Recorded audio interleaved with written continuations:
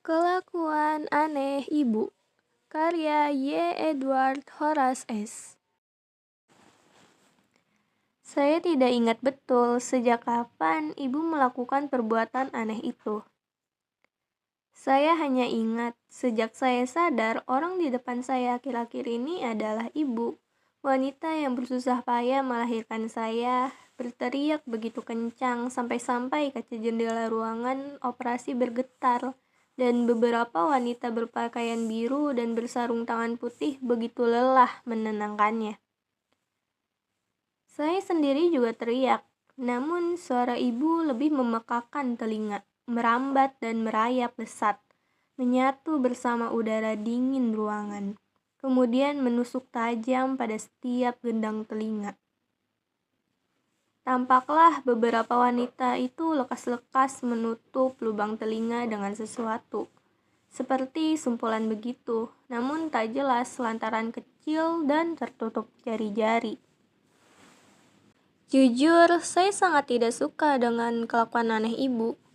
Entah siapa yang mengajarinya, untuk apa dia melakukannya, apa yang ada di pikirannya sehingga bisa-bisanya dia bilang ketek saya baunya enak. Lalu dia menciuminya berulang-ulang, hingga terkadang hidungnya dia jejalkan terus-menerus dan saya pun mau tidak mau tersenyum dan berakhir tertawa karena begitu geli merasakan beberapa bulu hidungnya yang keriting itu menyentuh permukaan kulit ketek saya. Kebiasaan itu ibu lakukan setiap malam, menjelang pergantian hari pada saat saya kerap terbangun dan menangis. Sekarang mengapa begitu sering dia lakukan? Mau pagi, siang, malam, mau saya melihat TV atau tertidur, selalu saja ibu menempelkan hidungnya dan terus membaui ketek saya, baik kiri maupun kanan. Mula-mula ibu lihat dulu dengan cermat lewat matanya. Betapa ketek saya terlihat mungil, kenyal, dan bersih. Beberapa saat kemudian, ibu tersenyum dan matanya setengah tertutup, seolah-olah mengantar pikirannya terbang ke tempat yang entah. Tampaknya tempat itu sumber bahagia. Terbukti ibu tidak berhenti tersenyum dan malah lanjut menempelkan hidungnya. Apakah ketek saya mengandung sesuatu yang memabukkan sehingga ibu kerap ketagihan? Apakah ketek saya baunya begitu memikat? Apakah ketek saya seperti bau coklat, layaknya parfum yang selalu ibu semprotkan di kamar saya?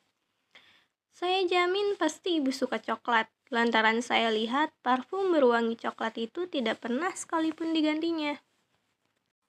Ketek siapa sih nih? Ketek siapa sih nih? Harum banget baunya.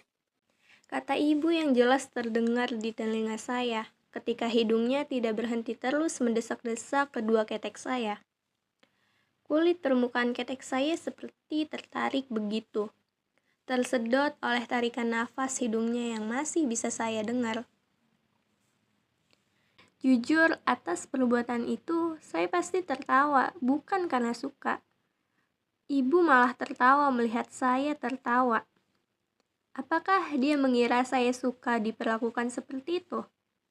Apabila saya tidak terkencing-kencing, pasti ibu tidak berhenti melakukannya, dan mungkin saya akan mati karena tertawa. Mana ada ketek berbau harum? Saya berani jamin tidak pernah ada. Pernah suatu ketika saya mencium ketek ibu ketika ibu sedang berbicara dengan tetangganya, dan dia mendekap saya dengan selendang coklat yang diikat pada pundaknya, begitu kencang sehingga saya tidak bisa bergerak. Badan saya bersentuhan lekat dengan dadanya, dan kepala saya tepat berada di depan keteknya. Tidak berapa lama, dalam ayunan badannya ke kanan ke kiri, saya langsung tertidur. Bagaimana tidak? Itu begitu memabukkan, membuat kepala saya pusing. Ketek ibu bau apek. Ditambah lagi goyangannya yang semakin kencang membuat saya jatuh pingsan. Setengah sadar malah saya dengar ibu berbicara sesuatu yang sulit saya percayai. Anak pintar, anak pintar. Tidurlah anak pintar.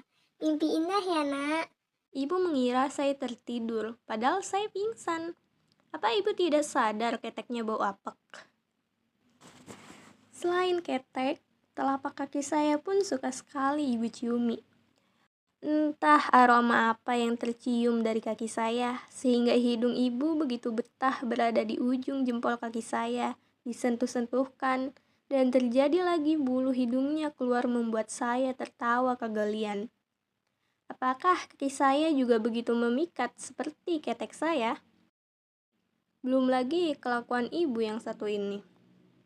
Ketika dia mengajak saya bermain keluar rumah, bertemu dengan tetangga sebelah yang juga menggendong anak kecil seumuran saya, tepatnya 1 tahun, ibu akan selalu mencubit pipi saya yang gemuk itu, dan berkata sesuatu yang sampai sekarang saya heran, bisa-bisanya terjadi pada umurnya yang masih muda itu. Anak siapa ini? Anak siapa ini? Duh, gantengnya. Dengan bangga dia berbicara sambil tertawa-tawa. Apa ibu sudah pikun? Di usianya yang belum banyak keriput itu, apa ibu gampang lupa? Bahkan, mengapa ibu bangga kalau dia lupa? Bagaimana bisa dia tidak tahu bahwa saya anaknya? Saya lahir dari bagian tubuhnya yang saya lihat terus saja dicari-cari bapak setiap malam. Ketika saya hendak memejamkan mata di sebuah kotak kecil di sudut kamar, saya amati benar peristiwa itu. Bapak mungkin mengira saya sudah tidur. Lalu dengan tanpa malu, dia membuka celana ibu dan mencarinya. Mengapa pula Bapak selalu suka bagian itu? Ingin sekali saya menyampaikan ketidaksukaan saya atas perilaku ibu. Ingin sekali ibu mengerti dan tidak lagi mengendusi ketek dan kaki saya. Ingin sekali ibu menyebut dan mengakui saya adalah anaknya di depan para tetangga. Namun apalah daya, ingin hanya tinggallah ingin. Tak pernah ingin saya bersambut dengan pengertian ibu. Saya sudah berusaha, namun sia-sialah yang saya dapat. Setiap saya berkata hendak mengeluarkan semua keberatan, lidah saya hanya bisa berucap.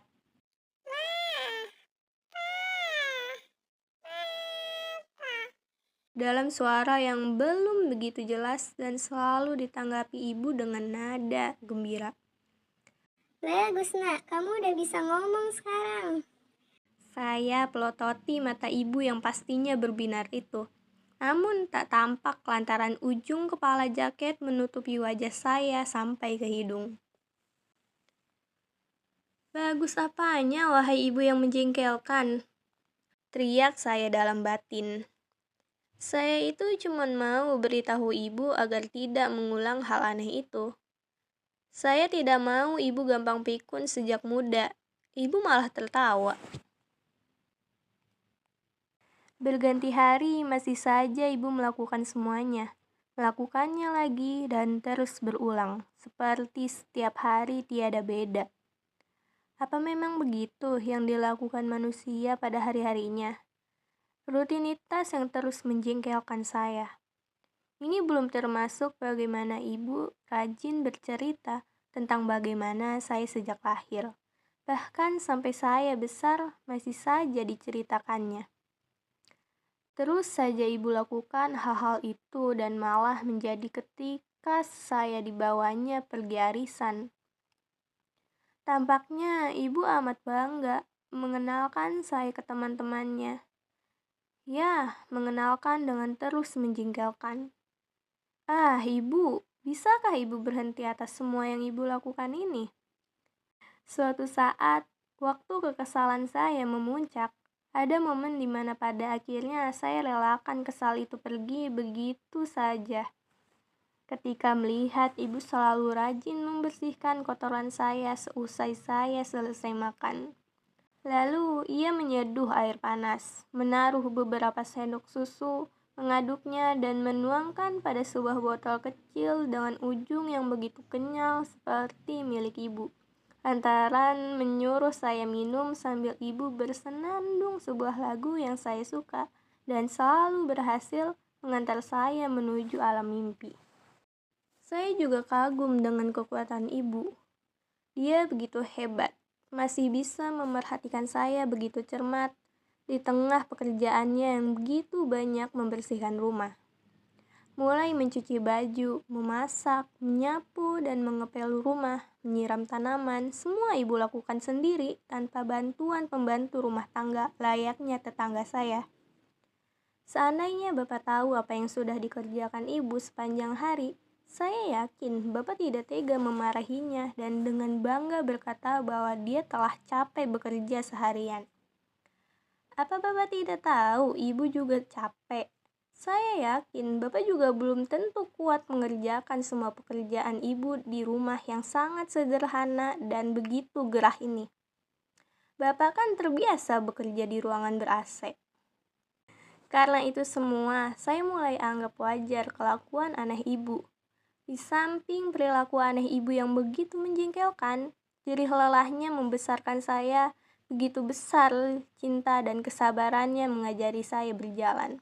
Ujung-ujungnya mampu meredam ketidaksukaan saya. Saya mulai menyukai ibu, satu-satunya wanita yang selalu hadir untuk saya, tanpa memandang waktu dan merelakan dirinya begitu saja melakukan segala sesuatu demi kebahagiaan saya. Saya heran betapa ajaibnya bisa muncul sosok yang begitu sempurna kasihnya, sampai-sampai mungkin seumur hidup saya tidak akan mampu membalasnya. Namun tetap saja, saya pastikan ketika bisa berkata dengan jelas, saya akan bilang ketek ibu itu begitu apek. Saya tidak mau nanti bila muncul bayi yang menjadi adik saya, dia mengalami peristiwa yang sama dengan saya. Pingsan di ketek ibu. Setidaknya ibu pakai deodoran lah. Jakarta, 25 Maret 2021.